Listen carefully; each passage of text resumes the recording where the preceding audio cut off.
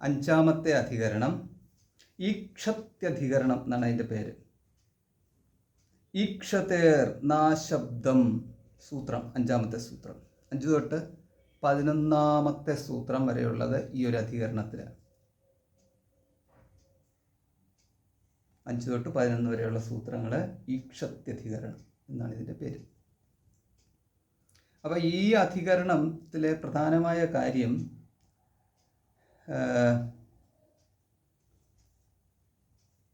പ്രധാനമായിട്ടുള്ള മന്ത്രം എന്ന് പറയുന്നത് ഛാന്തോഗ്യോപനിഷത്തിനകത്തെ 6-ാം അധ്യായം 1 ഖണ്ഡം 2 1-ാമത്തെ മന്ത്രം തൊട്ടുള്ള ആ മന്ത്രഭാഗമാണ്.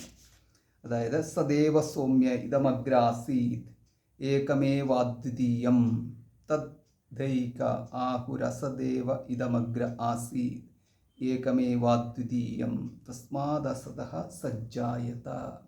ഇതിനർത്ഥം പറയാം, ഈ ജഗത്ത് ആദ്യം ഏകമായ സത്ത് മാത്രമായിരുന്നു, ഏകവും അദ്വിതീയവുമായ സത്ത് മാത്രമായിരുന്നു.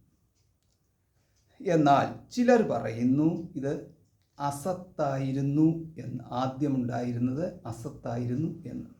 അസത്തിൽ നിന്നാണ് ജഗത്തുണ്ടായതെന്ന്, അല്ലെങ്കിൽ ഈ സത്തുണ്ടായതെന്ന് ചിലർ പറയുന്നു. 2-ാമത്തെ മന്ത്രം അതെങ്ങനെ പറയാൻ സാധിക്കും? എങ്ങനെയാണ് അസത്തിൽ നിന്ന് സത്തുണ്ടാകുക? ഇത് ഉത്പത്തിക്ക് മുമ്പ് ഏകവും അദ്വിതീയമായ സത്ത് തന്നെയായിരുന്നു എന്ന്. അതായത് ഒരു ചോദ്യവും ഒരു ഉത്തരവും കൂടിയാണ് 2-ാമത്തെ മന്ത്രത്തിൽ പറയാൻ സാധിക്കുന്നത്. ആദ്യത്തേതിനകത്ത് അസത്തിൽ നിന്നാണെന്ന് ചിലർ പറയുന്നു, പക്ഷേ അതെങ്ങനെ ശരിയാവും? സത്തിൽ നിന്ന് തന്നെയാണ് ജഗത്തുണ്ടായത് എന്ന്. അതിനുശേഷം 3-ാമത്തെ മന്ത്രത്തിൽ പറയുന്നു തദൈക്ഷത ബഹുസ്യാം പ്രജായേയേതി തത്തേജോ അസൃജത തത്തേജഃ ഐക്ഷത ബഹുസ്യാം പ്രജായേയേതി തദപോസ് അസൃജത തസ്മാദ്യത്ര ക്വച ശോചതി സ്വേതത്തെ വാ പുരുഷസ്തേജസ ഏവ തദധ്യാപോ ജായന്തേ. തദൈക്ഷത, അത് സങ്കൽപ്പിച്ചു, അവൻ ഈക്ഷിച്ചു. എനിക്ക് ബഹുസ്യാം പ്രജായേയ ഇതി, എനിക്ക് പലതാകണം, പല രൂപത്തിൽ ജനിക്കണം എന്ന്. തത്തേജോ അസൃജത, അവൻ അത് തേജസ്സിനെ സൃഷ്ടിച്ചു. തത്തേജഃ ഐക്ഷത, ആ തേജസ് ഈക്ഷിച്ചു. ബഹുസ്യാം പ്രജായേയേതി, ഞാൻ പലതായി തീരട്ടെ എന്ന്.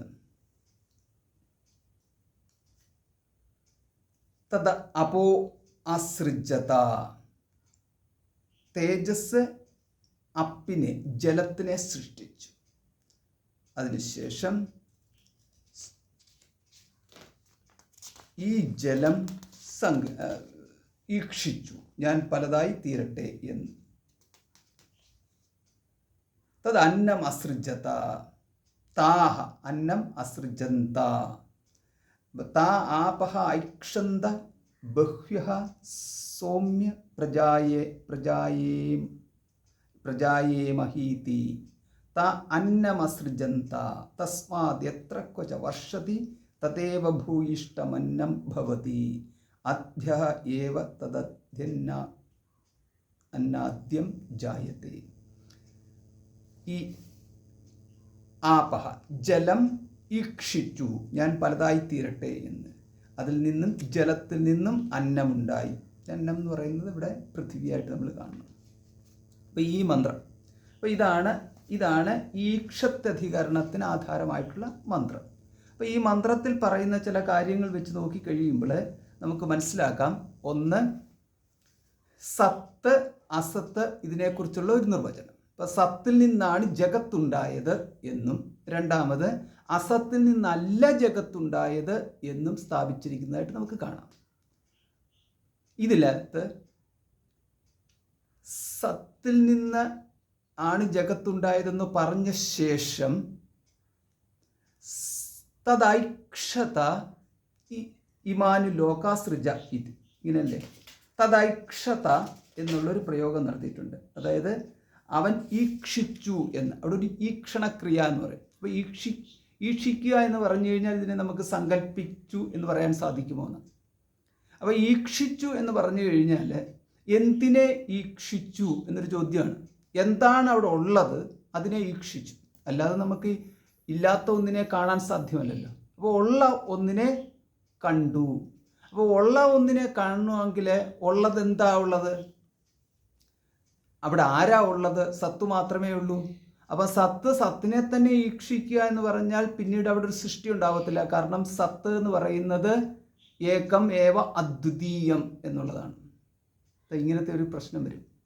പക്ഷേ നമുക്ക് കാണാം തത് അസൃജത എന്നുള്ള രീതിയിൽ സൃഷ്ടിച്ചു എന്ന് പറയുന്നതിനാൽ സൃഷ്ടിക്ക് കാരണമായിട്ടുള്ള ഒരു ഈക്ഷണക്രിയയാണ് അവിടെ നടന്നത്. ഇതാണ് പോയിന്റ് 1 എന്ന് പറയുന്നത്. നമ്പർ 1, അതായത് ഈ സൃഷ്ടിക്ക് കാരണമായിട്ടുള്ള ഒരു ഈക്ഷണം നടന്നു. അപ്പോൾ സൃഷ്ടിക്ക് കാരണമായിട്ടുള്ള ഈക്ഷണം നടക്കുക എന്ന് പറയുമ്പോൾ എന്തിനെ അവിടെ ഈക്ഷിച്ചു എന്നുള്ള നമ്മുടെ ആദ്യത്തെ ചോദ്യത്തിൻ്റെ ഉത്തരം എന്ന് പറയുന്നത് ഇതാണ്. അവ്യാകൃതമായിട്ടുള്ള നാമരൂപങ്ങൾ വ്യാകൃതമാകുവാനുള്ള ഇച്ഛയെ ഈക്ഷിച്ചു എന്ന് നമുക്ക് പറയേണ്ടി വരും. അതായത് അവിടെ ഈ അവ്യാകൃതമായ നാമരൂപങ്ങൾ വ്യാകൃതമാവട്ടെ എന്നതാണ് അവിടുത്തെ ഈക്ഷണക്രിയ എന്ന് പറയുന്നത്. അവരുടെ സങ്കല്പം എന്ന് പറയുന്നതും ഈക്ഷണം എന്ന് പറയുന്നതല്ല ഒന്ന് തന്നെയാണ്. കാരണം സങ്കല്പം എന്ന് പറഞ്ഞാൽ നമ്മുടെ മനസ്സിൽ നമ്മൾ സങ്കല്പിക്കുന്ന പോലത്തെ ഒരു സങ്കല്പത്തിൻ്റെ ഭാവന നമുക്ക് പോകേണ്ട കാര്യമില്ല. പിന്നെ സങ്കല്പം എന്ന് പറയുന്ന വാക്കിന് തന്നെ അർത്ഥമില്ലാണ്ടായി. അതുകൊണ്ട് ഈക്ഷണം എന്ന് പറഞ്ഞു കഴിഞ്ഞാൽ ഇവിടെ ദർശനം എന്ന് പറയുന്നതും അത് വേറെ മറ്റൊരു രീതിയിൽ പറയേണ്ട കാര്യമില്ല. അവിടെ വരാൻ പോകുന്ന ജഗത്തിനെ അവൻ ഈക്ഷിച്ചു. അപ്പോൾ ഇവിടെ ആ ഈക്ഷിക്കുക എന്ന് പറയുമ്പോൾ ഉള്ളതിനെയല്ലേ ഈക്ഷിക്കാൻ പറ്റത്തുള്ളൂ. അപ്പോൾ ഉള്ളത് എന്ന് പറഞ്ഞാൽ കാരണരൂപത്തിലുണ്ടായിരുന്ന ജഗത്തിനെ അവൻ കാര്യരൂപത്തിലേക്ക് മാറ്റുന്നതിനായിട്ട് ഈക്ഷിച്ചു എന്ന് പറയാം. അതുകൊണ്ടാണ് അവിടെ ഈക്ഷണം എന്ന് പറയുമ്പോൾ ആ ഈക്ഷണത്തിൽ ഐക്ഷത ഇമാനുലോക സൃജ ഇതി എന്ന് ഐതരേയ ഉപനിഷത്തിലും ഇതേ രീതിയിലുള്ള മന്ത്രത്തെ നമുക്ക് കാണാം. അപ്പോൾ അവൻ ഈക്ഷിച്ചു ഈ ലോകത്തെ പ്രപഞ്ചത്തെ സൃഷ്ടിക്കട്ടെ എന്ന്.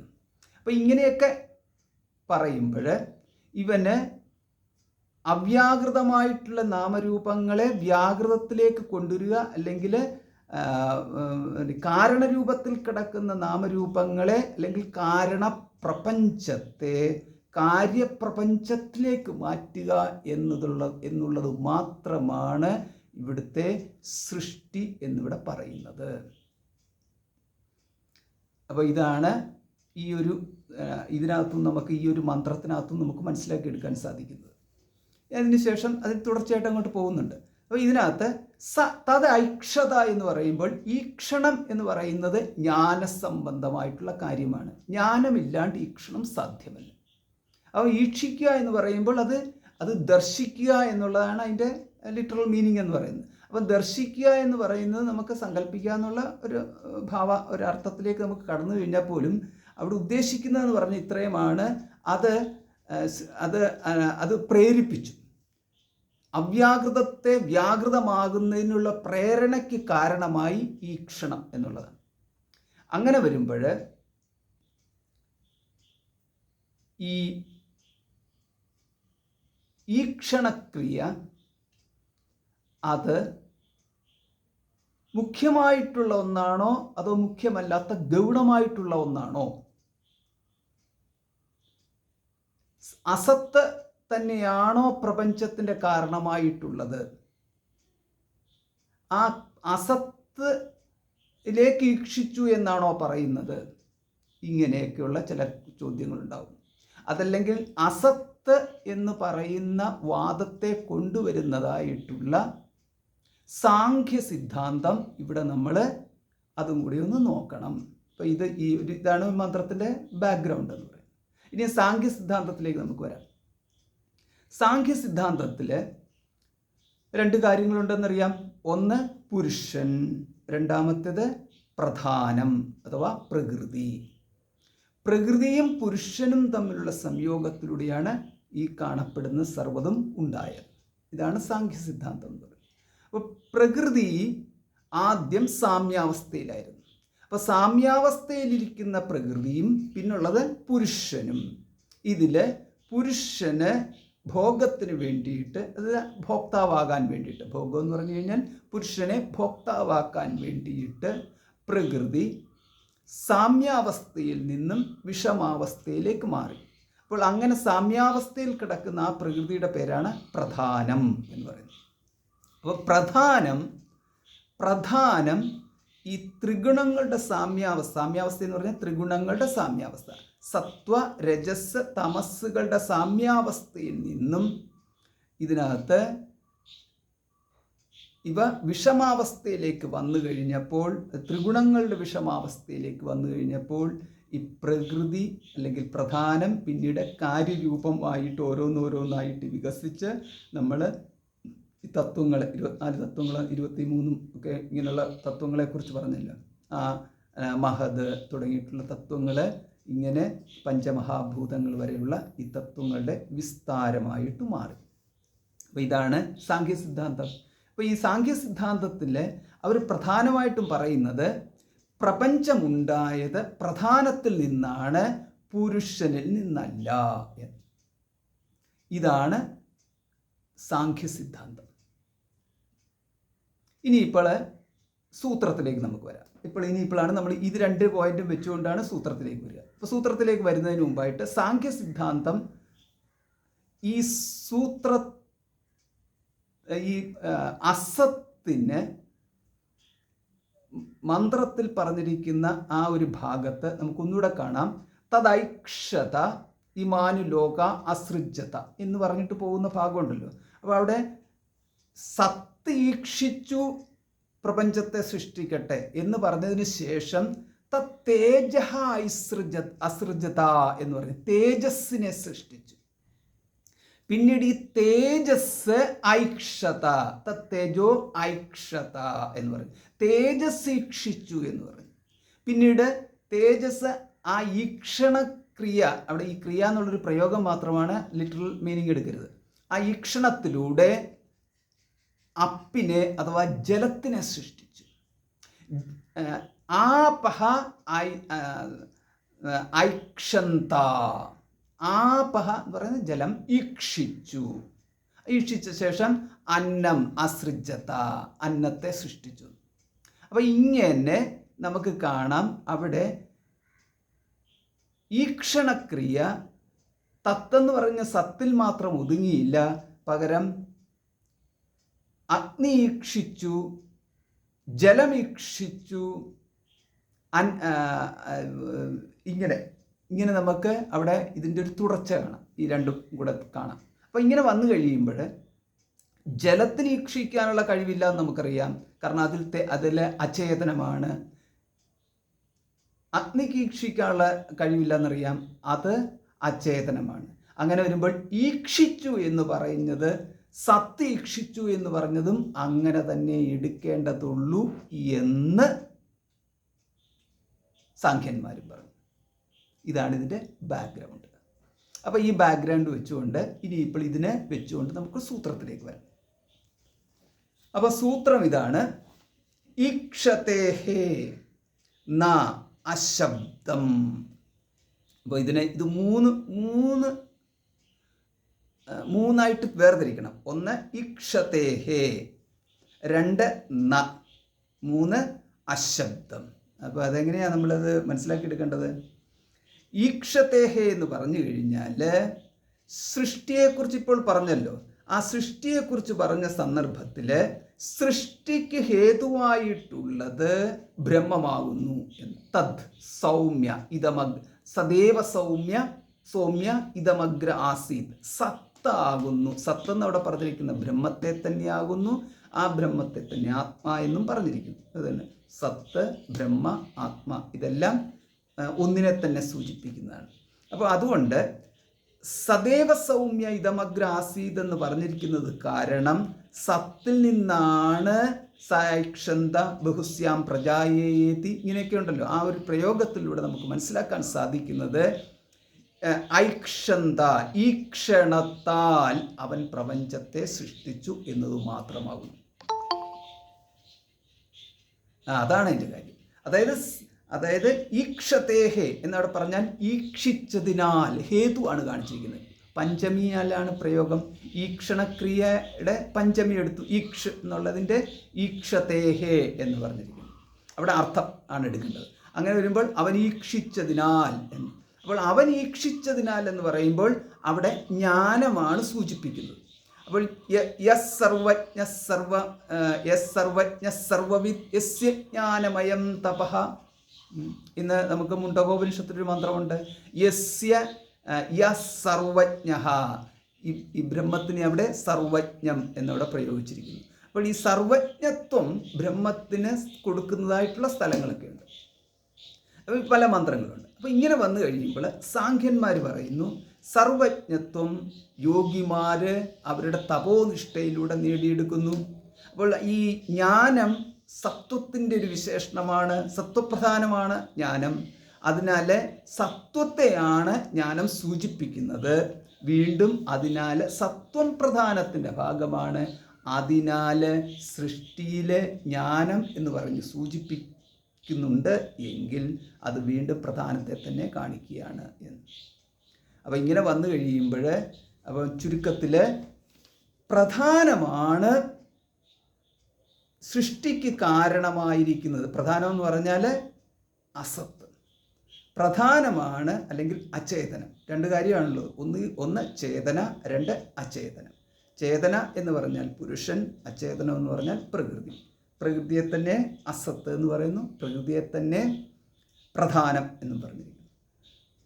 അതിനാൽ ഇവിടുത്തെ സൂത്രം പറയുന്നു ന എന്ന് പറഞ്ഞാൽ ന പ്രധാനം സൃഷ്ടേഹേ കാരണം എന്ന്. സൃഷ്ടിക്ക് കാരണം പ്രധാനമല്ല എന്ന്. അതുകൊണ്ട് ന എന്ന് പറഞ്ഞാൽ ന സൃഷ്ടേഹേ ഹേതു പ്രധാനം ഇതി. പിന്നെ ഏതാ സൃഷ്ടിയുടെ കാരണം? സൃഷ്ടിയുടെ കാരണം എന്ന് പറയുന്നത് ഈക്ഷതേഹേ ബ്രഹ്മ ഏവ സൃഷ്ടേഹേ ഹേതു എന്ന്. അപ്പോൾ ഈക്ഷതേഹേ എന്ന കാരണത്താൽ, അവൻ ഈക്ഷിച്ചു എന്ന കാരണത്താൽ ബ്രഹ്മം തന്നെയാകുന്നു. കാരണം ബ്രഹ്മമാണ് പ്രതിപാദ്യ വിഷയം, സത്ത് എന്നവിടെ പറഞ്ഞിരിക്കുന്നു. പിന്നെ ഈക്ഷതേഹേ എന്നുള്ളത് തദൈക്ഷത എന്ന് പറഞ്ഞിട്ടുണ്ട്. അവിടെ നമ്മൾ ആ മന്ത്രത്തിലേക്ക് പോയി നോക്കണം. അപ്പോൾ തദ് ആണ് അവിടുത്തെ ഈക്ഷിച്ചത്. തദ് എന്ന് സൂചിപ്പിച്ചിരിക്കുന്നത് സദേവ സൗമ്യ എന്നുള്ളതിനകത്തെ സത്തിനെയാണ് സൂചിപ്പിച്ചിരിക്കുന്നത്. അപ്പോൾ ഇതാണ് ഇതിൻ്റെ പോക്ക്. അപ്പം അങ്ങനെ വന്നു കഴിയുമ്പോൾ എന്തായി? തദൈക്ഷത എന്ന് പറഞ്ഞിട്ടുള്ളതിനാൽ സത്ത് തന്നെയാകുന്നു സൃഷ്ടിക്ക് ഹേതുവായിട്ടുള്ളത്. ന എന്ന് പറഞ്ഞിരിക്കുന്നത് അസത്തല്ല എന്നവിടെ പറഞ്ഞല്ലോ. അതിനെ പ്രധാനമെന്ന് സാഖ്യന്മാർ കൊണ്ടൊന്ന് വാദിച്ചല്ലോ. അപ്പോൾ അസത്തല്ല, ന അസത്, ന പ്രധാനം സൃഷ്ടേഹേ ഹേതു എന്ന്. ഇതാണ്. അങ്ങനെ സാഖ്യ സിദ്ധാന്തത്തെ നിരസിച്ചു എന്ന്. അപ്പോൾ അങ്ങനെ വന്നു കഴിഞ്ഞാലോ, ഇങ്ങനെ നിരസിക്കുമ്പോൾ ഒരു കാരണം കാണിക്കൂ. നിങ്ങൾ ഏത് വാദത്തെ കൊണ്ടുവന്നിട്ടാണ്, എന്ത് കാരണത്താലാണ് പ്രധാനം സൃഷ്ടിയുടെ കാരണമല്ല എന്ന് നിങ്ങൾക്ക് പറയാൻ സാധിക്കുന്നത്? കാരണം എന്ന് വെച്ച് കഴിഞ്ഞാൽ ഇതിനകത്ത് പ്രധാനം എന്ന് പറയുമ്പോൾ നമ്മൾ അത്രയും നമുക്കിങ്ങോട്ട് സ്ട്രൈക്ക് ചെയ്യണമെന്നില്ല. പക്ഷെ പ്രകൃതി എന്ന് പറഞ്ഞു കഴിഞ്ഞാൽ നമുക്ക് സ്ട്രൈക്ക് ചെയ്യും. പ്രകൃതിയാണ് ഈ പ്രപഞ്ചത്തെ മുഴുവനും കാരണമായിട്ട് നിൽക്കുന്നത്, പുരുഷനല്ല. പുരുഷൻ എന്ന് പറഞ്ഞാൽ ചൈതന്യവും പ്രകൃതിയും എന്ന് പറയുന്ന രണ്ടെണ്ണമുണ്ട്. അതിൽ പ്രകൃതിയാണ് ഈ പ്രപഞ്ചമായിട്ടൊക്കെ തീർന്നത്, ചൈതന്യമല്ല എന്ന് പറയുമ്പോൾ ഇങ്ങനെയാണ് നമ്മൾ ഇത്രയും കാലവും പഠിച്ചു വച്ചിരിക്കുന്നത് എങ്കിൽ ഈ സൂത്രം പറയുന്നു അതല്ല ശരി. പ്രപഞ്ചത്തിൻ്റെ സൃഷ്ടിക്ക് ഹേതു, അത് പ്രപഞ്ചത്തിൻ്റെ ആവിർഭാവത്തിന് ഹേതു, സൃഷ്ടി എന്നൊക്കെയുള്ള വാക്പ്രയോഗം മാത്രമാണ്. പ്രപഞ്ചത്തിൻ്റെ ജഗതുത്പത്തിക്ക് ഹേതു എന്ന് പറയുന്നത് തീർച്ചയായിട്ടും സത്ത് തന്നെയാകുന്നു, പ്രധാനം അഥവാ പ്രകൃതി അല്ല എന്ന്. അപ്പോൾ അവിടെ പറഞ്ഞിരിക്കുന്നത് എന്താ? യസ് സർവജ്ഞ സർവവിത്ത് യസ്യ ജ്ഞാനമയം തപഃ. ഇങ്ങനെ പോകുന്നുണ്ട്. അതേമാതിരി സൈക്ഷത ഇമാനി ലോകാസൃജായിതി. അപ്പോൾ ഈ മന്ത്രം ഐതരേയോപനിഷത്ത്, സൈക്ഷത ഒന്നാമത്തെ മന്ത്രം. പിന്നെ യസ് സർവജ്ഞ സർവവിത് മുണ്ടകോപനിഷത്തിലെ ആ മന്ത്രം. അപ്പോൾ അവിടെ കാണിക്കുന്നത് സർവജ്ഞവും സർവവിത്തുമായിട്ടുള്ള ബ്രഹ്മമാണ് അല്ലെങ്കിൽ പുരുഷനാണ് പ്രപഞ്ച സൃഷ്ടിക്ക് ഹേതുവായിട്ടുള്ളത് എന്ന്. അപ്പം ഇങ്ങനെ വന്നു കഴിയുമ്പോൾ സാഖ്യന്മാർ പറയുന്നു സർവജ്ഞത്വം നിൽക്കുന്നത് മനസ്സിലാണ്, അതായത് ജ്ഞാനം നിൽക്കുന്നത് മനസ്സിലാണ്. ജ്ഞാനം സത്വഗുണത്തിൻ്റെ പ്രകടനമാണ്.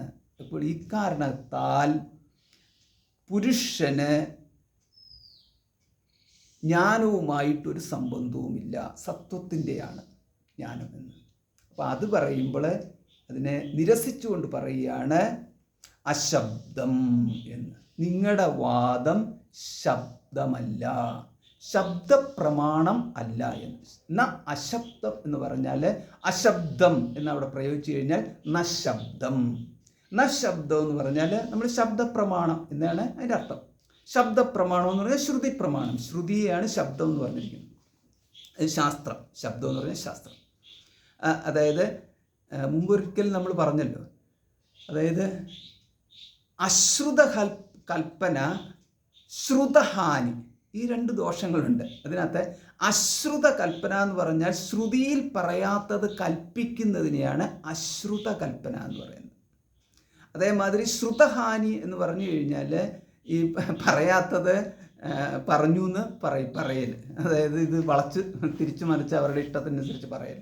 അപ്പോൾ ഈ മാതിരിയുള്ള ദോഷങ്ങൾ വരും. അതുകൊണ്ട് യഥാശ്രുതി തഥാ എന്താണ് പഠനീയം എന്ന്. എങ്ങനെയാണോ ശ്രുതി അങ്ങനെ തന്നെയാണ് പഠിക്കേണ്ടത്. അതായത് ശ്രുതിയിൽ പറഞ്ഞിരിക്കുന്നത് പോലെ പഠിക്കണം. അത് നമ്മൾക്ക് കപോല കൽപ്പിതം കൊണ്ടുവന്നിട്ട് ഇവിടെ കൊണ്ട് പ്രയോഗിക്കാൻ പാടില്ല. അപ്പോൾ ഇവിടെ ഈ സൂത്രത്തിൽ പറയുകയാണ്, നിങ്ങൾ പറയുന്ന പ്രകൃതിയാണ് സൃഷ്ടിക്ക് ഹേതു എന്നത് അശബ്ദമാണ്, അല്ലെങ്കിൽ പ്രമാണത്തിന് സമ്മതമല്ലാത്തതാണ്. ഏത് പ്രമാണം? ശ്രുതി പ്രമാണം. ശബ്ദം എന്ന് പറഞ്ഞാൽ ശബ്ദം സമം ശ്രുതി പ്രമാണം എന്ന്. അപ്പോൾ ശ്രുതി പ്രമാണത്തിന് സമ്മതമല്ല എന്ന്. നമ്മൾ ഈ 6 പ്രമാണം പഠിച്ചല്ലോ. 6 പ്രമാണത്തിലെ 6ാമത്തെ പ്രമാണമാണ് ശബ്ദം എന്ന് പറയുന്നത്. അതാണ് എന്തായിരുന്നു? പ്രത്യക്ഷം, അനുമാനം, ഉപമാനം, അർത്ഥാപത്തി, അനുപലബ്ധി, ശബ്ദം, 6ാമത്തെ പ്രമാണം. ആ ശബ്ദമാണ് ഇവിടെ സൂചിപ്പിച്ചിരിക്കുന്നത് അശബ്ദം എന്ന്. അതായത് പ്രധാനമോ അല്ലെങ്കിൽ പ്രകൃതിയോ അല്ലെങ്കിൽ അസത്തോ ആണ് പ്രപഞ്ചോത്പത്തിക്ക് ഹേതു എന്ന് പറഞ്ഞാൽ അത് അശബ്ദമാണ്. അപ്പോൾ ഇതാണ് ഇവിടെ പറഞ്ഞിരിക്കുന്ന സൂത്രത്തിൻ്റെ അർത്ഥം. അപ്പോൾ ഇവർ വിടാൻ സമ്മതമല്ല. ഇവർ പറഞ്ഞു വരട്ടെ, നിങ്ങൾ ഈ ഈക്ഷത്തേഹേ എന്നത് വെച്ചത് കൊണ്ടാണല്ലോ നിങ്ങൾ പ്രകൃതിയാണ് പ്രപഞ്ചത്തിൻ്റെ ഈ ആവിർഭാവത്തിന് കാരണമെന്നതിനെ നിങ്ങൾ നിഷേധിച്ചത്. ഈക്ഷദേഹ എന്നുള്ള ഒറ്റ പ്രയോഗം, ആ ഈക്ഷദേഹ എന്നുള്ളത് പുരുഷനാണ് ഈക്ഷിച്ചത് എന്ന് നിങ്ങൾ പറഞ്ഞു. അപ്പോൾ അങ്ങനെ വന്നു കഴിയുമ്പോൾ ഈക്ഷതേഹ എന്ന പ്രയോഗം തന്നെ മുഖ്യമല്ല, ഗൗണമാണ് എന്ന് സാഖ്യന്മാർ ഒരു വാദം കൊണ്ടുവന്നാൽ അങ്ങനെ കൊണ്ടുവരാം. കാരണം ഈ സാഖ്യന്മാരെ സംബന്ധിച്ചിടത്തോളം പ്രകൃതിവാദികളാണ് സാഖ്യന്മാർ. അപ്പോൾ പ്രകൃതിയാണ് സർവ്വതും, പ്രകൃതിയാണ് ഏകാ പ്രകൃതി, പുരുഷാഹ ഭിന്നാഹ എന്നാണ് അവരുടെ മുഖ്യമായിട്ടുള്ളത്. പ്രകൃതി ഒന്നേ ഉള്ളൂ, ഏകാ പ്രകൃതി. പ്രധാനം എന്ന് പറയുന്നത് ഏകം എന്നുള്ളതാണ്. ഏകം ഒന്നേ ഉള്ളൂ പ്രധാനം. പുരുഷന്മാരെന്ന് പറയുന്നതാണ് ജീവന്മാർ. അവരെ സംബന്ധിച്ചിടത്തോളം പുരുഷന്മാരെന്ന് പറഞ്ഞാൽ ജീവന്മാരാണ്. ആ ജീവന്മാരിൽ കശ്ചിത് ജീവ, ചില ജീവന്മാർ അവർ തപസ്സൊക്കെ ചെയ്തിട്ട് സർവജ്ഞത്വം പ്രാപിച്ച് അവർ ഈശ്വരകൽപ്പന്മാരായിട്ട്, അല്ലെങ്കിൽ അവർ സ്വേച്ഛാനുസരണം സൃഷ്ടിസ്ഥിതി സംഹാരങ്ങളൊക്കെ നടത്താൻ യോഗ്യതയോ അല്ലെങ്കിൽ അതേമാതിരിയുള്ളവരായിട്ട് മാറുന്നു എന്നുള്ള രീതിയിലാണ് അവരെടുത്തിരിക്കുന്നത്. അതുകൊണ്ട് അവരെ സംബന്ധിച്ചിടത്തോളം ഈ വാദിച്ച് ജയിക്കുക എന്ന് പറയുന്നത് അത്യാവശ്യമുള്ള കാര്യമാണ്. അതുകൊണ്ട് അവർ പറഞ്ഞു, നിങ്ങൾ ശ്രുതിയെ നോക്കിയിട്ടല്ലേ പറയുന്നത് ഈക്ഷണക്രിയ എന്ന് പറയുന്നത്. ആ ഈക്ഷണം തന്നെ അത് ഗൗണമാണ്, മുഖ്യമല്ല. അപ്പം ഗൗണാർത്ഥം എന്ന് പറഞ്ഞു കഴിഞ്ഞാൽ നമ്മൾക്ക് ഈ അർത്ഥം കൊടുക്കുമ്പോൾ ഒന്ന് ഇപ്പം ഡയറക്റ്റ് മീനിങ്, ഇൻഡയറക്റ്റ് മീനിങ് ഉണ്ട്, പിന്നെ പ്രൈമറി മീനിങ്, സെക്കൻഡറി മീനിങ് ഉണ്ട്, പിന്നുള്ളത് പിന്നെന്താ ഒരു ഒരു നമ്മൾ പറയുന്ന ആലങ്കാരികാർത്ഥം, മുഖ്യാർത്ഥം, ആലങ്കാരികാർത്ഥം എന്നൊക്കെ പറയുമല്ലോ. അപ്പോൾ ഇങ്ങനെയുള്ളതിനകത്ത് ആലങ്കാരികമായിട്ടുള്ള ഒരു പ്രയോഗം മാത്രമാണ്. അപ്പോൾ ഉദാഹരണത്തിന് പറഞ്ഞു കഴിഞ്ഞാൽ ഇവൻ സിംഹമാണ് എന്ന് പറഞ്ഞു കഴിഞ്ഞാൽ, ഇവൻ സിംഹമാണെന്ന് പറഞ്ഞു കഴിഞ്ഞാൽ ലിറ്ററൽ മീനിങ് എടുക്കരുത് എന്ന്, അതാണ് ഉദ്ദേശിക്കുന്നത്. അപ്പോൾ അവിടെ എന്ന് പറഞ്ഞു കഴിഞ്ഞാൽ ഇവന് സിംഹത്തിൻ്റെതായിട്ടുള്ള ചില ഗുണവിശേഷങ്ങൾ ഇവനിലുണ്ട്. സിംഹത്തിൻ്റെ ഏത് ഗുണവിശേഷമാണുള്ളത്? ആകാരത്തെ അല്ല ഉദ്ദേശിക്കുന്നത്, ഒരു വീര്യത്തെ, ഒരു തേജസ്സിന്, ഒരു ശക്തിയെ. അപ്പോൾ അത് മാത്രം ഒരു അല്പസ്വല്പം ഇങ്ങോട്ട് എടുത്തിട്ട് ഇവനൊരു സിംഹപരാക്രമിയാണ് എന്ന്. ഭരതർഷഭ എന്നൊക്കെയുള്ള പ്രയോഗമുണ്ടല്ലോ, ഋഷഭ സമാനം എന്നൊക്കെയാണ് എന്നുള്ള പ്രയോഗം. അപ്പോൾ അതുകൊണ്ട്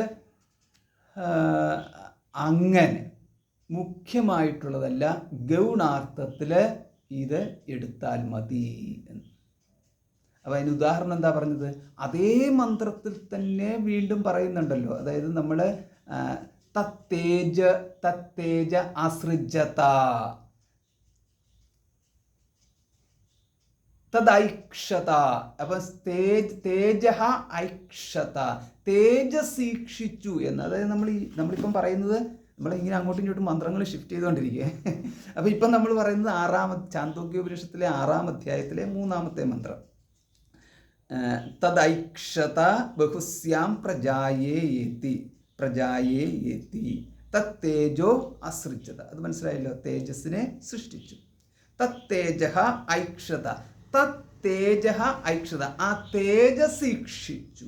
ബഹുസ്യാം പ്രജായേതി, ഞാൻ പലതായി തീരട്ടെ എന്ന്. തത് അപോസ് അസൃജത, അത് അപ്പിനെ, ജലത്തിനെ സൃഷ്ടിച്ചു. ആ ഒരു വരി ഇത്രയും നമുക്ക് എടുത്താൽ മതി. അപ്പോൾ അവിടെ എന്താ പറഞ്ഞത്? തേജസ്സീക്ഷിച്ചു എന്ന് പറഞ്ഞു. നിങ്ങൾ തന്നെ പറയൂ, തേജസ് ചേതനമോ അചേതനമോ? സത്ത് ചേതനം ഞങ്ങൾ സമ്മതിച്ചു. സത്തിനെ തന്നെ ബ്രഹ്മം എന്ന് പറയുന്നു, അതിനെ തന്നെ ആത്മാ എന്ന് പറയുന്നു, അത് ചേതനമാണ്, അത് തന്നെ പുരുഷൻ എന്ന് പറയുന്നു. ഓക്കെ, എല്ലാം ശരി തന്നെ. തേജസ് അല്ലെങ്കിൽ രണ്ടാമത് അപ്പ് വരുന്നുണ്ടല്ലോ. ഇത് ഈക്ഷിച്ചു എന്ന് പറയുമ്പോൾ, അത് ഈക്ഷിക്കണമെന്നുണ്ടെങ്കിൽ അതിന് ജ്ഞാനം വേണം. ഇതിന് ജ്ഞാനം വേണമെന്ന് പറഞ്ഞു കഴിഞ്ഞാൽ, ജ്ഞാനം ഉണ്ട് എന്നുണ്ടെങ്കിൽ സർവജ്ഞത്വം എന്നുള്ളത് വരെ എത്തും ജ്ഞാനം. കാരണം ഈക്ഷിച്ചു എന്ന് പറഞ്ഞാൽ ഈക്ഷണക്രിയയാണുള്ളത്. അപ്പോൾ ഈക്ഷിച്ചു എന്ന് പറഞ്ഞു കഴിഞ്ഞാൽ ഞാൻ പലതായി തീരട്ടെ എന്നാണ് പറയുന്നത്, സൃഷ്ടിയാണ് പറഞ്ഞിരിക്കുന്നത്. ബഹുസ്യാം പ്രജായേതി എന്നുള്ള പലതായി തീരട്ടെ എന്നുള്ള പ്രയോഗമാണ്. അപ്പോൾ ഈ സ്വയം അഗ്നിക്ക് സങ്കല്പിക്കാൻ സാധിക്കുന്നു എങ്കിൽ, സ്വയം ഈക്ഷിക്കുവാൻ സാധിക്കുന്നു എങ്കിൽ, അപ്പോൾ അത് പറഞ്ഞിരിക്കുന്നത് അസത്തീക്ഷിച്ചു എന്നല്ലേ പറഞ്ഞിരിക്കുന്നത്. അതുപോലെ തന്നെ വീണ്ടും പറഞ്ഞിരിക്കുന്നത് അഥവാ ജലം സങ്കല്പിച്ചിരിക്കുന്നു അല്ലെങ്കിൽ ഈക്ഷിച്ചിരിക്കുന്നു എന്നൊക്കെയല്ലേ പറഞ്ഞിരിക്കുന്നത്. അങ്ങനെ വന്നു കഴിഞ്ഞാൽ സതീക്ഷിച്ചു എന്ന് പറഞ്ഞതും ജലം ഈക്ഷിച്ചതുപോലെ, അഗ്നി ഈക്ഷിച്ചതുപോലെ എടുത്താൽ മതി. അത് ചുരുക്കത്തിൽ എന്ന് പറഞ്ഞാൽ എന്താർത്ഥം? ഇതെല്ലാം ഒരേ അർത്ഥത്തിലേ എടുക്കേണ്ടതുള്ളൂ, അല്ലാതെ സദ് ഈക്ഷിച്ചു എന്നത് മാത്രം കയറി നിങ്ങൾ പറയേണ്ടതില്ല. അപ്പോൾ എന്തായി? സദൈക്ഷത എന്ന പ്രയോഗം മുഖ്യമല്ല, ഗൗണമാണ്. ഇതാണ് മുഖ്യമല്ല ഗൗണമെന്ന്. അതായത് അതുമാത്രം മുഖ്യവും ബാക്കിയെല്ലാം ഗൗണവും എന്നെടുക്കരുത്. പകരം സദ് ഈക്ഷത, അത് വെച്ചിട്ടാണല്ലോ നിങ്ങൾ ഈ പറയുന്നത് മുഴുവനും. തദൈക്ഷത എന്ന പ്രയോഗത്തിനകത്തെ ആ പ്രയോഗം തന്നെ മുഖ്യമായിട്ട് എടുക്കരുത്, ഗൗണമായിട്ടേ എടുക്കാവൂ. അതായത് ചുരുക്കത്തിൽ പ്രധാനം തന്നെയാണ് സൃഷ്ടിച്ചത് എന്ന് എടുക്കണം, അല്ലാതെ സത്തല്ല സൃഷ്ടിച്ചത് എന്നെടുക്കണം. അപ്പോൾ ഇതിനകത്ത് നമുക്ക് തോന്നും ഇത് പ്രധാനം എന്ന് പറഞ്ഞാൽ പ്രകൃതിയാണ് സൃഷ്ടിച്ചത് എന്ന് പറഞ്ഞാൽ അതല്ലേ കുറച്ചുകൂടെ ശരി എന്ന്. ഭഗവാൻ ഗീതയിൽ പറയുന്നുണ്ടല്ലോ, മയാധ്യക്ഷേണ പ്രകൃതി സൂയത്തെ സചരാചരം എന്നുള്ള പ്രയോഗമുണ്ട്. മയാധ്യക്ഷേണ പ്രകൃതി സൂയത്തെ സചരാചരം, ചരാചരമായ പ്രപഞ്ചത്തെ മയാധ്യക്ഷേണ, കേവല അഹം അധ്യക്ഷ, ഞാൻ കേവലം അധ്യക്ഷനാണ്, അധ്യക്ഷനായിട്ടിരിക്കുന്ന എൻ്റെ സാന്നിധ്യത്താൽ പ്രകൃതി സൂയത്തെ സചരാചര, ഈ പ്രപഞ്ചത്തെ മുഴുവൻ പ്രകൃതി സൃഷ്ടിക്കുന്നു. ഇതന്നെ തന്നെയല്ലേ ഞങ്ങളും പറഞ്ഞതെന്ന് സാഖ്യന്മാർ പറയുന്നു. അപ്പം ഭഗവത്ഗീതയിൽ ഭഗവാൻ പറഞ്ഞത് ഞാൻ അധ്യക്ഷസ്ഥാനത്തിരിക്കുക മാത്രമേ ഉള്ളൂ, എൻ്റെ സാന്നിധ്യം, അതാണ് അധ്യക്ഷൻ എന്ന് പറഞ്ഞാൽ സാന്നിധ്യം മാത്രമാണ്. അതായത് ഒരു അധ്യക്ഷൻ കയറിയിട്ട് നമ്മൾ കസര പിടിച്ചിടാൻ പോകത്തില്ല, അധ്യക്ഷൻ അങ്ങനെ ഇരിക്കത്ത് മാത്രമേ ഉള്ളൂ. അപ്പോൾ അധ്യക്ഷൻ്റെ സാന്നിധ്യത്തിൽ ബാക്കിയുള്ളവർ പ്രവർത്തിക്കുന്നു. ഇവിടെ ആരാ പ്രവർത്തിക്കുന്നത്? പ്രകൃതിയാണ്. അതുകൊണ്ട് സൂയത്തെ ചരാചരം, ചരാചരം പ്രസവിക്കുന്നു. സൂയത്തെ എന്ന് പറഞ്ഞാൽ പ്രസവിക്കാൻ. ചരാചരം ലോകം, ജഗത്ത്, ചരാചരം ജഗത്ത് പ്രകൃതി സൂയത്തെ, പ്രകൃതിയാണ് സൃഷ്ടിക്കുന്നത് എന്ന്. അപ്പോൾ ഇത്രയും വന്നു കഴിയുമ്പോഴത്തേക്ക് ഇത് തന്നെയല്ലേ പറഞ്ഞതെന്ന് ചോദിക്കും. അവിടെ ഇതാണ് ഒരു പ്രശ്നം. ഇതാണ് അവിടുത്തെ ഇതെല്ലാം പറഞ്ഞിരിക്കുന്നത്. ഇതിപ്പം ജഗത്തിനെ സൃഷ്ടിച്ചത് പ്രകൃതിയാണ് എന്ന് പറയുമ്പോൾ അവിടെ ഇതിനെ ഖണ്ഡിച്ചുകൊണ്ട് പറയുകയാണ്, പ്രകൃതിയല്ല സത്ത് തന്നെയാണ് ഈക്ഷതേഹ എന്ന് പറഞ്ഞത്. അപ്പോൾ അങ്ങനെ പറയുന്ന സന്ദർഭത്തിലാണ് അത് ഗൗണമല്ലേ എന്നുള്ള ചോദ്യം വന്നത്. അപ്പോൾ ഗൗണമാണ് എന്ന് പറഞ്ഞു കഴിയും, ഗൗണമാണ് എന്ന് സ്ഥാപിച്ചെടുക്കൽ ആണ് അടുത്ത സൂത്രം. അപ്പോൾ അടുത്ത സൂത്രത്തിൽ ഇങ്ങനൊരു പ്രയോഗമുണ്ട്.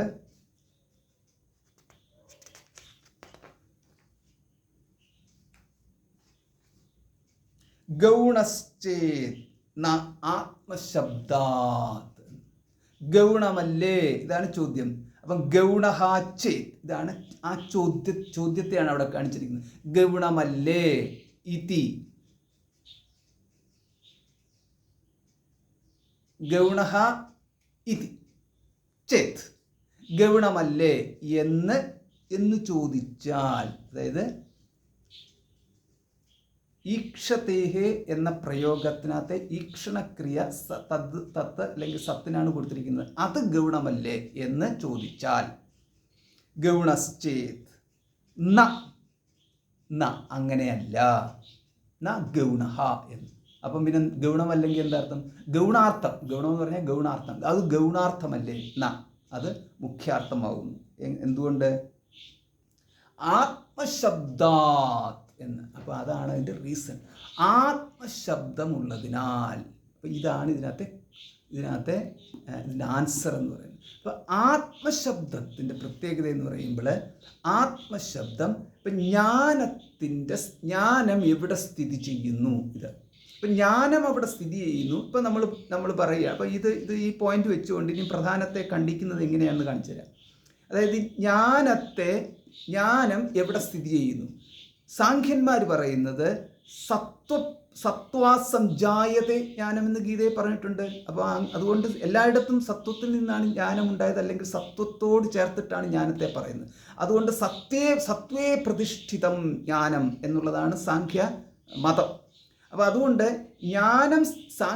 ജ്ഞാനം സത്വത്തിലാണ്, സത്വം പ്രകൃതിയാണ്. സത്വം ത്രിഗുണങ്ങളിലൊന്നാണ്, അത് പ്രകൃതിയാണ്. അതിനാൽ പ്രകൃതിയിലാണ് ജ്ഞാനം എന്നുള്ളതാണ് ഇവർ പറയുന്നത്.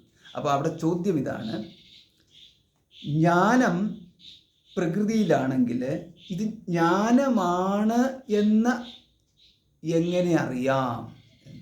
അതായത് ചേതനയും അല്ലെങ്കിൽ ചേതനവും അചേതനവുമായിട്ടുള്ള രണ്ടിനെക്കുറിച്ച് പറയുമ്പോൾ, ജ്ഞാനമാണ് എന്ന് തിരിച്ചറിവുണ്ടായാൽ അത് ചേതനയാണ്. ജ്ഞാനമാണ് എന്ന് തിരിച്ചറിവുണ്ടാവാത്തതിനെയാണ് അചേതനം എന്ന് പറയുന്നത്. ചേതനത്തിനെയും അചേതനത്തിനെയും വേർതിരിക്കുന്നതിന് ഇങ്ങനെയാണ്: ഒന്ന് അറിയുന്നു, രണ്ടാമത്തത് അറിയുന്നില്ല. അപ്പോൾ അറിയാൻ സാധിക്കുന്നത് ചേതനവും അറിയപ്പെടുന്നത് അചേതനവുമാണ്. അത് എല്ലാവർക്കും ഒരുപോലെ സമ്മതമാണ്. അചേതനം എന്ന് പറഞ്ഞാൽ ചേതനയില്ലാത്തതാണ്. അപ്പം അചേതനം അറിവോടുകൂടിയതാണ് എന്ന് നിങ്ങൾക്ക് എങ്ങനെ പറയാൻ സാധിക്കുന്നു? അപ്പോൾ അചേതനം പറയുകയാണ്. അതായത് അചേതനം എന്ന് പറഞ്ഞു കഴിഞ്ഞാൽ പാറക്കല്ല്, അതായത് പാറക്കല്ലെന്ന് പറയേണ്ട കാര്യമില്ല, പാറയും കല്ലും രണ്ടും ഒരേ അർത്ഥം തന്നെ. അപ്പോൾ ഒരു പാറക്കഷണം. അപ്പോൾ ഈ പാറക്കഷണം അല്ലെങ്കിൽ കല്ല് സ്വയം അറിഞ്ഞുകൊണ്ടേയിരിക്കുന്നു. എന്തിനെ അറിഞ്ഞുകൊണ്ടിരിക്കുന്നു? ഞാനൊരു കല്ലാണെന്ന് അറിഞ്ഞുകൊണ്ടിരിക്കുന്നു. ഇതാണ്, ഞാനൊരു കല്ലാണെന്ന് അറിഞ്ഞുകൊണ്ടിരിക്കുന്നു. ഞാൻ ഉദ്ഭവിച്ചത്. അപ്പം ഞാനൊരു കല്ലാണെന്നുണ്ടെങ്കിൽ അപ്പോൾ എൻ്റെ ഉദ്ഭവം തൊട്ടേ ഞാൻ അറിഞ്ഞുകൊണ്ടിരിക്കുന്നു, ഞാനൊരു മലയുടെ ഭാഗമാണെന്ന് അറിഞ്ഞുകൊണ്ടിരിക്കുന്നു, ആ മല പൊടിഞ്ഞാണ് കല്ലുണ്ടായതെന്ന് അറിഞ്ഞുകൊണ്ടിരിക്കുന്നു. എന്തെല്ലാം അറിവുണ്ട്. അത് സൃഷ്ടിയാരംഭത്തിൽ ഈ കല്ലുണ്ടായ സമയത്ത് തൊട്ടുള്ള ജ്ഞാനം അതിന് ഉണ്ടായിരിക്കണം. അപ്പോൾ സ്വയം അറിഞ്ഞുകൊണ്ടിരിക്കുന്നു എന്ന് മാത്രമല്ല, ഞാൻ അല്ലാത്തതിനെ അറിഞ്ഞുകൊണ്ടിരിക്കുന്നു. ചുരുക്കത്തിൽ കാറ്റ് വന്നു കഴിഞ്ഞാൽ അല്ലെങ്കിൽ വെള്ളം വന്നു കഴിഞ്ഞാൽ കൂടെ പോകുന്നു എന്നുള്ളതല്ലാണ്ട് എല്ലാം അറിഞ്ഞുകൊണ്ടിരിക്കുന്ന ഒരു ഒരു ഒരു ചേതനാരൂപനായിട്ട് ഈ കല്ല് നിൽക്കുകയാണെങ്കിൽ അതിനെ പിന്നെ അചേതനമെന്ന് പറയാൻ പറ്റത്തില്ലല്ലോ. അതിനെ പിന്നെ ചേതനമെന്നല്ലേ പറയുന്നത്. കാരണം ചേതനയോട് ചേർന്ന് നിൽക്കുന്നതാണ് ജ്ഞാനം, അചേതനത്തോടുകൂടി ചേർന്ന് നിൽക്കുന്നില്ല. അങ്ങനെ വന്നു കഴിയുമ്പോൾ സത്വാസംജായത ജ്ഞാനം എന്നൊക്കെ പറയുന്നത് ഒരു വശത്ത് അവിടെ ശരിയാണെങ്കിൽ കൂടിയും ചേതനയോട് സംബന്ധിച്ച് മാത്രമേ ജ്ഞാനം നിൽക്കുകയുള്ളൂ.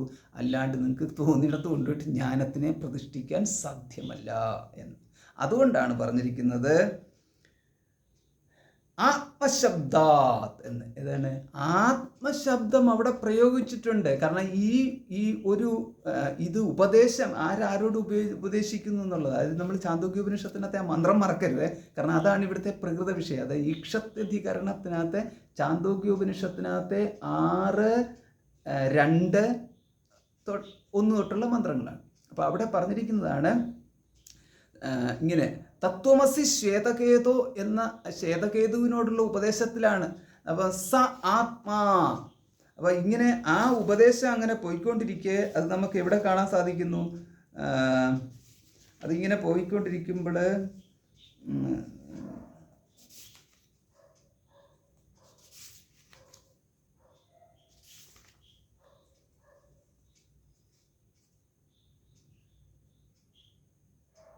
അതിങ്ങനെ പോയിക്കൊണ്ടിരിക്കുന്നു. അവിടെ തത്വമസി ശ്വേതകേതു എന്നുള്ള മന്ത്രം നമുക്ക് പിന്നീട് കാണാം, ആ മന്ത്രത്തിൻ്റെ അവസാനം.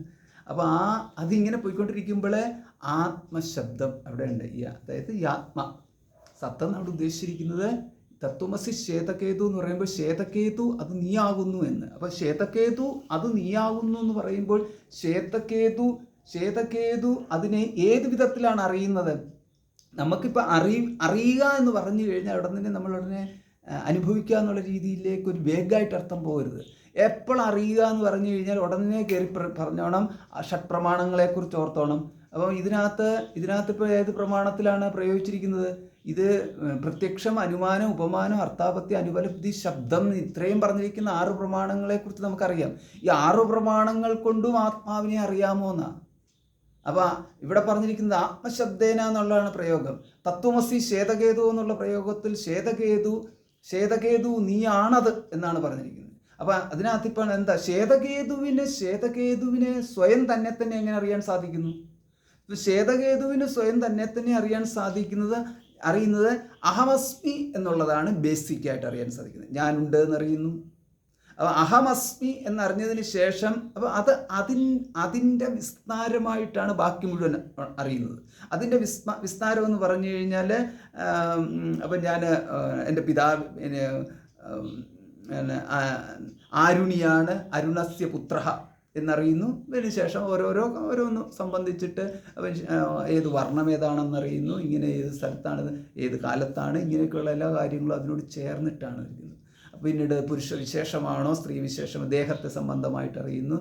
അതേമാതിരി യുവാവാണോ വൃദ്ധനാണോ തുടങ്ങിയിട്ടുള്ള കാര്യങ്ങളെക്കുറിച്ച് അറിയുന്നു. പിന്നെ അതിനോട് ചേർന്നിട്ട് ഇന്ദ്രിയങ്ങളുടെ ദോഷങ്ങളെ വെച്ചുകൊണ്ട് തേജസ്വിയാണോ, അതായത് ഇന്ദ്രിയങ്ങളാൽ കാണാൻ ഇന്ദ്രിയങ്ങൾ തേജസ്സോട് കൂടിയിട്ടുള്ളതാണോ, അതായത് കാണാൻ സാധിക്കും. തേജസ് എന്ന് പറഞ്ഞു കഴിഞ്ഞാൽ ഇത്രയേ ഉള്ളൂ. കാണാൻ സാധിക്കുകയാണെന്നുണ്ടെങ്കിൽ കണ്ണിൻ്റെ തേജസ്സോട് കൂടിയിട്ടാണെന്ന്. കാണാൻ സാധിക്കുന്നില്ലെങ്കിൽ കണ്ണ് തേജസ് ഇല്ലാത്ത തേജസ്. അത്രയുള്ള അന്ധനം എന്ന് പറഞ്ഞാൽ ഇതാണ് തേജസ് എന്നൊക്കെ പറഞ്ഞു കഴിഞ്ഞാൽ. അല്ലാതെ നമ്മളിവിടെ തന്നെ നതുത്വചകാന്തി എന്നൊരു പ്രയോഗമുണ്ട്. അതായത് ത്വക്കിൻ്റെ മിനുസം നോക്കിയിട്ടല്ല ഈ തേജസ് എന്ന് പറയുന്നത്. അത് വലിയൊരു തെറ്റിദ്ധാരണയാണ്. ത്വക്കിൻ്റെ നിറം നോക്കിയിട്ട് തേജസ് എന്ന് പറഞ്ഞിട്ടുണ്ടെങ്കിൽ അത് വേറൊരു വശത്തൂടെ അത് പോകും. അപ്പോൾ അതല്ല അതിൻ്റെ സംഗതി. അപ്പോൾ ഇങ്ങനെ ഇത് ഇത്തരത്തിൽ ഇങ്ങനെ പോയിക്കൊണ്ടിരിക്കുമ്പോൾ ഇതാണ് ഈ നചികേതസ് തന്നെ തന്നെ എല്ലാത്തിനോടും ചേർന്ന് ഏതിനെക്കുറിച്ച് അറിയുമ്പോഴും അതിൻ്റെ ബേസ് എന്ന് പറയുന്നത് ഇതാണ് അഹമസ്മി, ഞാനുണ്ട് എന്നുള്ളതാണ്. ആ അതുകൊണ്ട് അഹമസ്മി എന്ന് പറയുന്നതിനകത്താണ് അവിടെ പോയിട്ടാണ് മുട്ടി നിൽക്കേണ്ടത്. തത്വമസി ശ്വേതകേതോ എന്ന് പറയുന്നത് അവിടെ പോയിട്ട് നിൽക്കേണ്ടതിനകത്തെ തത്വം ഏതാണെന്നാണ്. തത്വം എന്ന് പറഞ്ഞു കഴിഞ്ഞാൽ ഈ ഉപദേശത്തിൻ്റെ തുടക്കത്തിൽ സദൈവ സൗമ്യ ഇതമഗ്ര ആസീത് എന്ന് പറഞ്ഞതിനകത്തെ സത്തനെയാണ് അവിടെ തത്വം എന്ന് പറഞ്ഞിരിക്കുന്നത്. അവിടെ ആ സത്താണ് ശ്വേതകേതോ നീ എന്ന് പറഞ്ഞിട്ടാണ് ഉപദേശം നിൽക്കുന്നത്. അപ്പോൾ അത്രയും വന്നു കഴിയുമ്പോഴത്തേക്കും അവിടെ ആത്മശബ്ദത്തിലാണ് നിൽക്കുന്നത്, അല്ലാതെ അപ്പോൾ എവിടെ പോയി നിൽക്കുന്നത്? ആത്മശബ്ദത്തിലാണ് നിൽക്കുന്നതെന്ന് പറഞ്ഞു കഴിഞ്ഞാൽ ചേതനയിലാണ് പോയി നിൽക്കുന്നതെന്ന് സാരം. നമ്മൾ മുമ്പേ പറഞ്ഞല്ലോ, ചേതനയും അചേതനവും എന്ന് പറഞ്ഞ രണ്ടെണ്ണം ഉണ്ടല്ലോ. ചേതനയിലാണ് പോയി നിൽക്കുന്നത്. അപ്പോൾ ഈക്ഷത്യധികരണത്തിനകത്ത് ഈക്ഷതേഹ എന്ന് പറഞ്ഞത് ചേതനയോട് ചേർന്നിട്ടാണ് നിൽക്കുന്നത്, അചേതനത്തോടുമല്ല ചേർന്ന് നിൽക്കുന്നത്. പിന്നെ അത് മുഖ്യമായിട്ട് തന്നെയാണ് നിൽക്കുന്നത്, അമുഖ്യമായിട്ടുമല്ല നിൽക്കുന്നത്. അപ്പോൾ ഇത്രയും വന്നു കഴിയുമ്പോഴത്തേക്ക് നമുക്ക് മനസ്സിലാക്കാൻ സാധിക്കുന്നു ഇവിടെ ഈ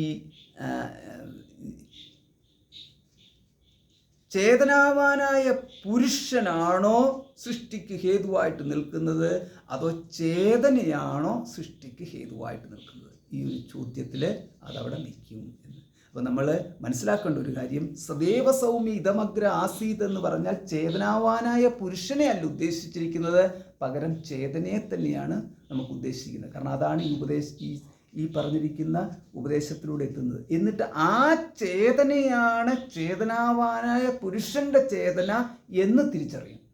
അപ്പോൾ ഇതിനകത്തുനിന്ന് ചേതനാവാനായ പുരുഷനെയാണ് നാം ചേതന എന്നതുകൊണ്ട് നമ്മൾ സാധാരണഗതിയിൽ അറിയുന്നതും വ്യവഹരിക്കുന്നതും. അതല്ല അതിൻ്റെ യാഥാർത്ഥ്യം. അത് യാഥാർത്ഥ്യം തന്നെയാണ്, പക്ഷേ അവിടെ നിൽക്കുന്നതല്ല യാഥാർത്ഥ്യം. അതിനപ്പുറത്തേക്ക് കടക്കണം. ആ അപ്പുറത്തേക്കെന്ന് പറഞ്ഞാൽ ചേതനാവാനായ പുരുഷൻ്റെ ചേതന സദൈവ സൗമ്യതമഗ്ര ആസീത് എന്ന് പറഞ്ഞ് സത്താവുന്നു എന്ന്. അതുകൊണ്ടാണ് ഗൗണശ്ചേത് ആത്മശബ്ദാത് എന്ന് പറയുന്നത്. അപ്പോൾ അങ്ങനെ പറഞ്ഞു കഴിഞ്ഞാൽ അതിൻ്റെ പ്രയോജനം എന്താ? ആ പ്രയോജനം എന്ന് അങ്ങനെ പറഞ്ഞതുകൊണ്ട് എന്തിനു വേണ്ടിയിട്ട് പറഞ്ഞു എന്നുള്ളതാണ്. തന്നിഷ്ഠസ്യ മോക്ഷോപദേശാത്, അതറിഞ്ഞാൽ. അപ്പം തന്നിഷ്ഠസ്യ തസ്മിൻ, അപ്പോൾ അതിൽ അതായത് ഈ പുരുഷനിൽ നിഷ്ഠമായാൽ, തന്നിഷ്ഠസ്യ അല്ലെങ്കിൽ സത്തിൽ നിഷ്ഠമായാൽ, മോക്ഷോപദേശാത്. അപ്പോൾ അതെന്താ? അതിലൂടെയാണ് മോക്ഷപ്രാപ്തി സാധ്യമാകുന്നത്. അപ്പോൾ നമുക്ക് ഈ സൂത്രം അടുത്ത ദിവസം കാണാം.